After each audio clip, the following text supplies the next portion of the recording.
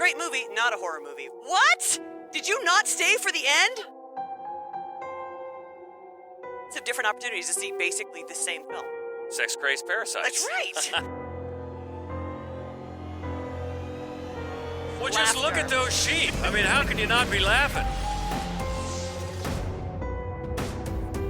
Welcome. It is Fright Club Live, and for the first time ever, we are on Facebook Live. So howdy!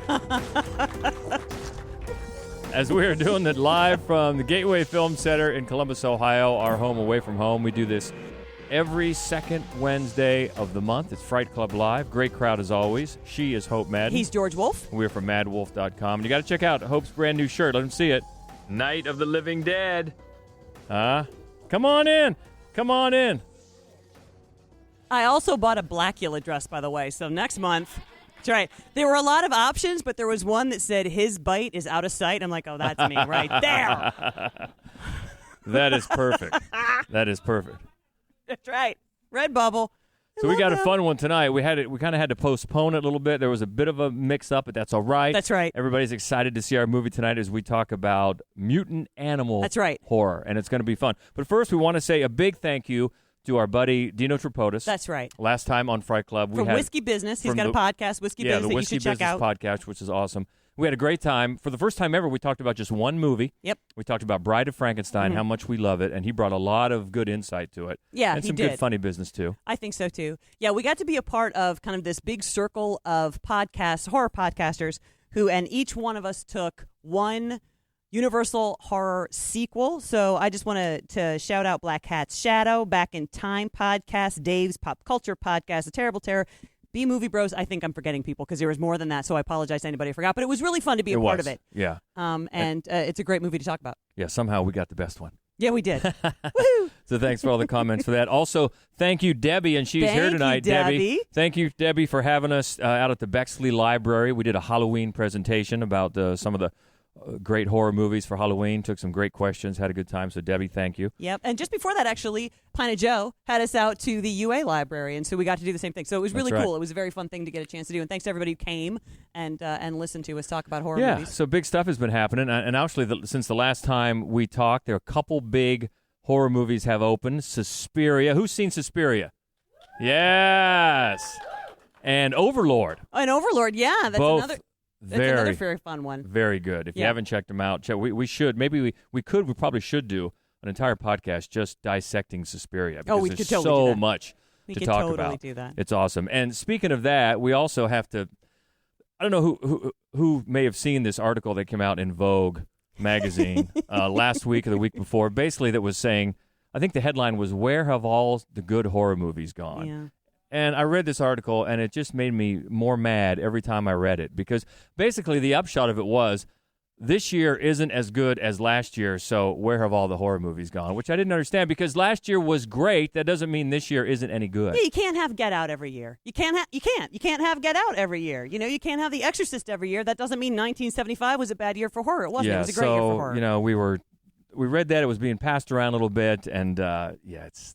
Well, we take issue with almost everything she said. First of all, conveniently, so Suspiria, great movie, not a horror movie. What? Did you not stay for the end? There's more blood in that one scene than in all of Halloween. And also, a lot more. A Quiet Place wasn't horror. What? It's a monster movie. There are monsters. There are monsters that have ears for heads and they eat your children.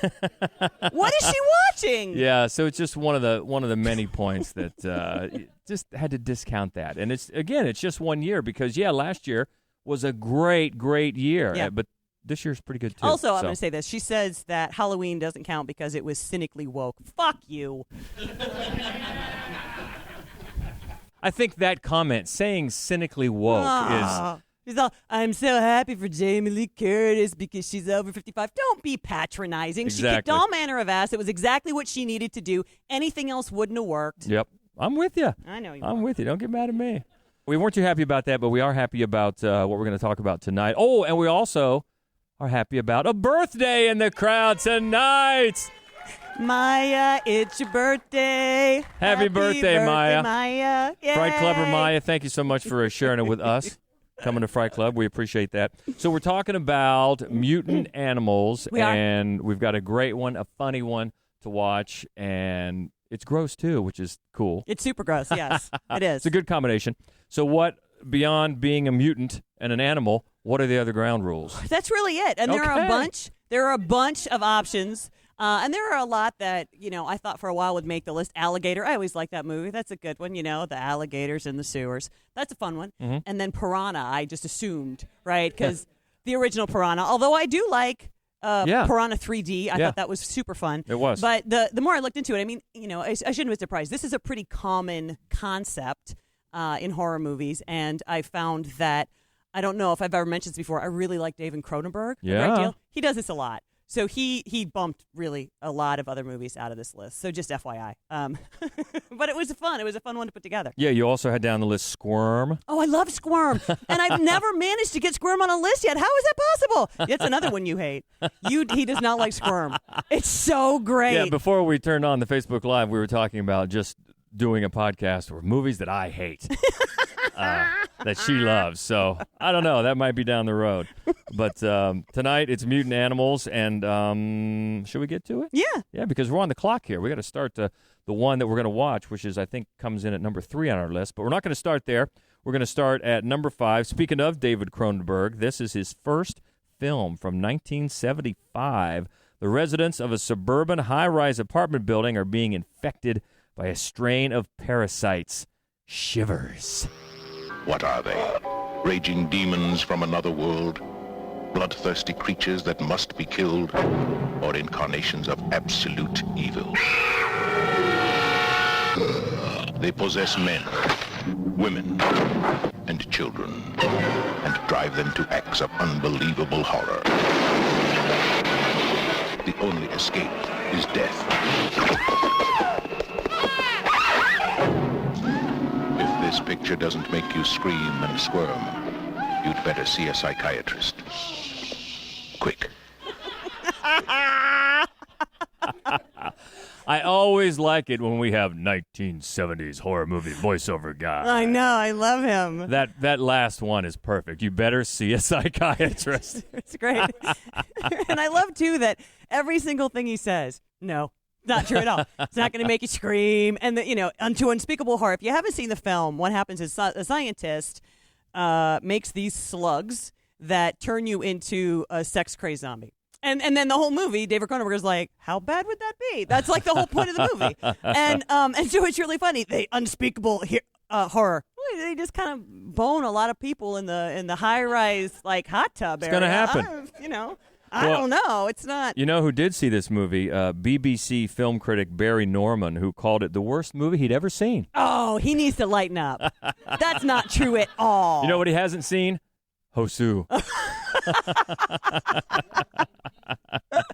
But it was this won't shock you. It was shot in 15 days. Right. Let's go. Let's get that. No, we're not going to do another take. You're done. Let's go. Yeah. Well, it's got some recognizable faces in it. Barbara Steele, for example, and then some scenes that you would immediately recognize from about 30 other movies that have stolen, because Cronenberg is a genius. And there are a lot of movies that you would recognize as having sort of a huge fondness for this. Slither, for example, which is a favorite of ours, which is the very first Fright Club Live we did at the Gateway Film Center. We showed the film Slither, which owes an enormous amount to this film. Sure. As do a whole lot of different movies. And and this film owes a lot to that one Star Trek episode where they're like, we're happy, but we don't know why, and maybe we're not really happy. And then Kirk was like, so? It's like it's the same concept. She's a Trekkie from way back, as you can tell. Right. Yeah, you were talking about familiar faces. Lynn Lowry from The Crazies. Yes. Is in this movie. She's great in this movie. Another favorite of ours, The Crazies. Yeah, yes, exactly. And what's interesting, so Cronenberg made this on almost no money and made it in 15 days. And then he basically remade it 2 years later as Rabid. And now the Soska sisters going to remake that this year as Rabid. So that's kind of fun. Yes. Lots of different opportunities to see basically the same film. Sex-crazed parasites. That's right. Never a bad thing. So that's Shivers, number 5 on our list of It might be a bad thing. mutant animals. Moving it up to number 4. This one takes place on a remote Irish farm. 5 people become unwilling participants in an experiment that goes nightmarishly wrong. From 2005, Isolation. This rate of cellular growth is off the scale. This is test subjects, like lab rats. Leave the farm. Mary! Come here. What have you done? Help me. Oh my God! Help me! Well, if you couldn't tell from the trailer, this one has actually a great cast. Oh, crazy great cast. You've got Essie Davis from The Babadook. Yep. Is here. You've got Ruth Negga, who was just nominated Oscar nominee for Loving. and also Sean Harris, who's longtime character actor, and he just played the villain again in the latest Mission Impossible. So there's some strong acting talent in this movie, and it manages to make cows scary. It does. It does. So it'll really strike fear in the heart of all Ohioans. And people that go to Chick-fil-A. No, this is a really... it's funny because the storyline is not all that much different than Black Sheep. It's just that it's definitely not played for laughs. And the performances are so amazingly good. And then it's also, it's filmed in a way that's really dark, which I think helped them with a low budget to accomplish more than they might have otherwise, because it doesn't feel like I just can't see what's happening. It's more like it's nighttime on a farm, and what's in that muck? I think it's a mutant cow, and he's got like a big tooth in the front. Yeah, it's very, very super creepy. Yeah, and it becomes, partly because of the darkness helps, but it becomes very claustrophobic about, being stuck on this farm and out here kind of in the middle of nowhere. Yeah, it's a lot like The Thing, where everything that's going on, there's really nothing they can do about it. They're nowhere near anything. They've set themselves up in a way where they are completely isolated from everything else, and they basically are facing something they don't have the wherewithal to contend with. So it's got a lot in common with that. And it's funny, I don't know if any of you have ever seen this incredibly effed up French film called Baby Blood. Watch Isolation first, but then find Baby Blood, which is super weird, but they have this one scene that's weirdly in common. Baby Blood is several years older than Isolation, like 15 years older. So obviously this filmmaker stole from that movie, assuming no one saw it.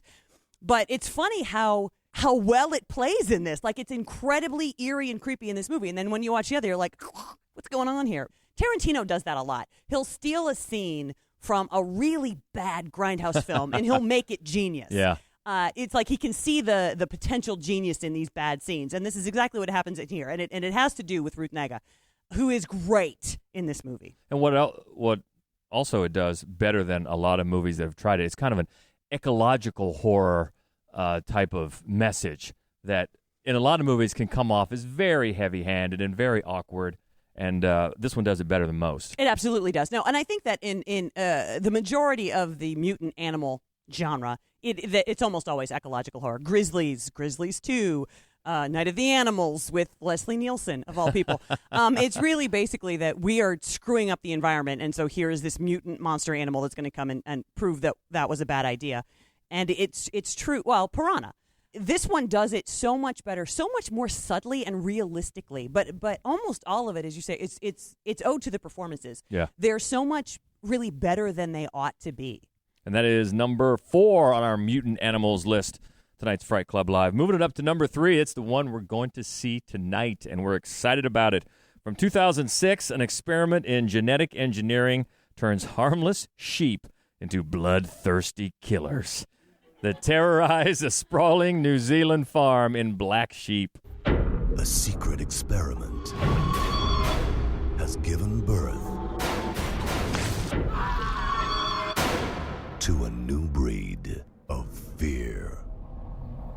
Oh, my Lord! Is something wrong with the sheep? Get ready for the violence. We're trapped. Of the lambs. The sheep are revolting. Aren't they? Black Sheep. So this is one, we've told this story before. I was watching this years ago at our house, and George really dislikes the early Peter Jackson horror films. Like, he leave the room hates those movies. This is a New Zealand splatter horror comedy. It's clearly it fell from a Peter Jackson tree because all New Zealand splatter horror comedies and most New Zealand films have fallen from that tree. And I assumed this was going to be one of those George is going to leave the house episodes. He laughed so hard. And I know I said this before. It was like Max Cady from Cape Fear. Just like, Well, just look laughter. at those sheep. I mean, how can you not be laughing? I mean, I'm so glad we're showing it tonight because after I watched that trailer, I want to see it right now.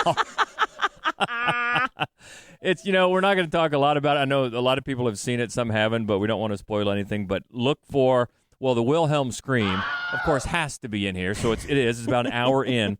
And then about an hour, about the same time, about an hour in, the guy who is pulled down by a sheep while trying to find his car keys is the director. Okay. Jonathan King. So other than that, we should maybe just move on and we get will to let you discover it yourselves. The hilarity here in a few. So that's number 3. Moving it up to number 2 on our list. It's from 2006. A monster emerges from Seoul's Han River and focuses its attention on attacking people. It's The Host. It's a trailer with stingers. Yeah. So you just have to just wait. So Juno Bong is a genius, and you should see every movie that he makes, every single one. Snowpiercer is him, Okja is him, Memory of a Murder is him, and then my favorite is The Host. And part of it is because the opening scene plays to me like a Cronenberg movie, and then one of the other reasons that I love this, first of all, the effects are amazing. The monster looks outstanding, but also that on the set they referred to the monster as Steve Buscemi, which is weird, but especially if you think about the fact that it's a Korean film. Like, I find it super weird. Well, apparently they did that not only on his just usual persona, but specifically for his character in Fargo. They were infatuated with that. And he not only directed the movie, he designed all the creature's movements and was really, really instrumental in getting with the designer of the creature to get it to look and to move just right. And he compared it with directing an actor. And it really pays off. Oh, yeah. It's incredibly impressive. Yeah. So a U.S. military base, they pour all of this dusty old chemicals down the drain, and they go into the Han River, and they turn some squid into Steve Buscemi. And then he jumps out, he runs amok, and he chases off the daughter of this sort of sad sack snack shack worker. Yeah. And that's another thing about the movie that's amazing that I love, is that then it just follows the dad and his weird bickering family as they try to retrieve this little girl. And they go to like Red Cross checkpoints and they go to these military checkpoints, and they can't stand each other. It's a lot of times Korean horror films can be weirdly funny. Yeah. Humor doesn't always translate that well from one nation or culture to the next. And in this case, it's really refreshing. It makes for a fascinating off-kilter way to approach a kind of a film that you, in some ways, have maybe seen before. Yeah, and it also becomes it really gets the audience involved in it. I mean, as you could tell from the reaction when we brought it on here, people love this movie. I think as of just a few years ago, it was still the highest grossing film in South Korea. I mean, it just went crazy. People loving this film because it's not just a monster movie. It is a monster movie, but it's so well done. It is so well done, and it's fun, movie. and it's also and it doesn't spoon feed you anything, and it's sad. It's really, really sad at some points. Yeah, and the creature is a good payoff. Yeah, because when you have a monster, I mean, the creature has to look good, right? Or else, and I'm looking at you, Godzilla. Some of the new Godzillas. Doesn't really live up to it, but this one does, and it's number 2 on our list tonight. The Host from 2006, and we're on the clock, so let's get to number 1 from 1986. What else could it be? A brilliant but eccentric scientist begins to transform into Brundlefly. It's the Fly. There is a limit, even to the imagination. Something went wrong, Seth. When you went through, something went wrong. Oh no, what's happening to me? Am I dying? Oh no. A fly got into the transmitter pod with me that first time when I was alone. I'm afraid! Don't be afraid! No. Be afraid. Be very afraid. Help me. Please, help me. I know you're wondering, the fly's regurgitation was made from honey, eggs, and milk. I was wondering. I've been curious all this time. That's David Body Horror Cronenberg Oh, in all his glory there. Man, I remember seeing it the first time in the theater when he, in the bathroom and he's looking in the mirror and just pulling his ears off and stuff. You're like, oh, my God. Because at the time, those types of effects were like, whoa. And they were still, because it's Cronenberg, they were practical effects. Yeah. So it's not like he went with CGI, which would have dated poorly anyway. One of my favorite things about this movie is just the matching mullets. When the two of them when Gina Davis and Jeff Goldblum are walking together, you're like a dude-chick version of the same person, same mullets. I love that. Yeah, because they were dating at the time. They were dating at the time. Yeah. And it started. Did this movie kind of start the legend of Goldblum, maybe? I think it may have, yeah. A little bit. That still continues so. today. And another funny thing about this movie is one of the producers was Mel Brooks. And he wanted to keep his kind of name off of it because people would, associate comedy with Mel Brooks. But, he was definitely involved in getting it to I don't see the Cronenberg screen. making a comedy. I'm pretty sure he doesn't have a sense of humor. Whoa. No. I love him, but he's not a funny guy. If you're out there, David, that's a challenge. That's right. We want to see us. some. Yeah, but at times, I think in full regalia, Jeff Goldblum was wearing as much as 5 pounds of prosthetics. And I love Cronenberg, and I love his adaptation. I enjoy the Vincent Price version, but obviously it bears very little resemblance to this film. Right. But the whole movie, it lives or dies on Jeff Goldblum's performance. Oh, yeah. And he is so sympathetic. You just love him. And as he turns vicious, as like the fly personality makes him a mean person, it's the saddest thing to watch. And then at the end, of course, when he just wants you, to kill him. Yeah. It's a very emotional film. And as much as I love Cronenberg movies, all of them, they're not emotional films. It's not something that he has done very well. The films tend to be so sterile. But because Goldblum's performance is so empathetic, I think this movie has a heart that a lot of the other Cronenberg films don't. And what I find interesting as well, we've talked before about Night of the Living Dead, we've talked about how George Romero has said that, casting an African-American man in the lead, he wasn't really going for anything political there, which we've kind of doubted. But Cronenberg has said at the time, because at the time this movie came out, it was immediately seen by some as a cultural metaphor for AIDS. Sure. Which was just, and at the time he said he didn't really understand that, which I find hard to believe.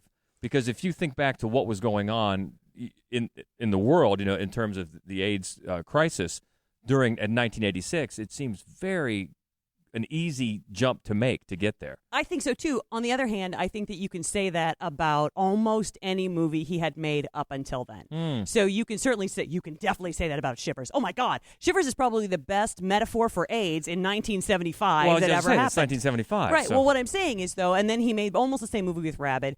So many of his films are about body horror and contagion and metamorphosis based on that I feel like The Fly was like more of a logical next step for him so that he could really become a more mainstream director. It certainly worked especially in that era as a great metaphor for AIDS, which almost every horror film that came out in 1986 was in one way or another. But I believe more that he didn't do it on purpose. Well, regardless, it did lead to that great Simpsons episode where Homer had the teleport, and he used it to try to go to the bathroom. It all comes back to The Simpsons, doesn't it? But it's a great movie, and that is why it's number 1 on our list of mutant animals countdown tonight. And that leads us to getting out of here and get ready for Black Sheep, which we're going to see in just a few minutes. But we got to talk about, in fact, I think it was Dzak was asking us about next month. That's right, because he's not coming. And so just to make him sad, we're going to show Man Bites Dog, which is a glorious black and white film. Such a great movie. It's such a great movie. I'm so excited to see it on a big screen. And we're going to talk about movies from the mind of the madman. Ooh, okay. Look forward to that. Between now and then, you can hit us up, as always, on social media. Find us at Fright Club Pod is on the Twitter sphere. I want to say really quickly, because Say it. I have the feeling that I get credit for this, and I should not. If you do follow Fright Club Pod on Twitter and you like the Fright of the Day, and you have erroneously assumed that that's me, that's him. All day long, that's him. I got to earn my keep That's right. somehow. That's right. And you can also find us, as everybody on Facebook Live is doing. We're Mad Wolf Columbus on Facebook and on Instagram. And everybody on Facebook Live, thank you. And thank you to John Dean for holding the camera. Dean. We appreciate that. So and happy birthday, Maya. Happy birthday to Maya. Thank you for coming out. We hope to see you next month. This podcast, once we get it all edited down, should be out in just a few days. You can find it at madwolf.com and also through the fine folks at Golden Spiral Media. Get the podcast on for us. So, and you know what else you can do? You can find us every single week reviewing all of the movies that come out each week and talking about everything that's new in home entertainment on Screening Room Podcast. Yeah, that's our other you can podcast. Get every place you find podcasts. Exactly right. So we got a lot going on. And thank you for being a part of it. So until next time, she is Hope Madden. He's George Wolf. And this is the Fright Club Podcast.